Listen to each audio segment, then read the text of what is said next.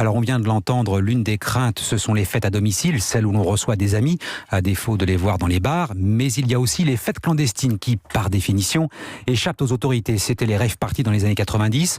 Aujourd'hui, on appelle ça des free parties ou des teufs, fêtes en français, mais ça sonne tout de suite moins chic.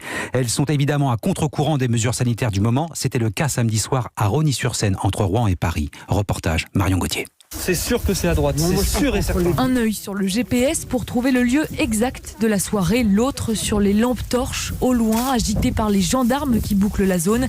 Certains s'approchent, il faut contourner, passer à travers champs. On marche jusqu'à qu'on trouve la teuf. Ça fait à peu près 1 heure, on entend le son, ça va mieux. Encore quelques pas dans la forêt, guidés par ces pulsations sourdes pour arriver sous un pont de l'autoroute A13. Dans la foule des habitués, Vincent fait partie des nouveaux en mal de soirée parisienne. J'ai besoin de faire la fête parce que j'ai l'impression de travailler avec un masque, de faire mes courses avec un masque, de sortir dans la rue avec un masque.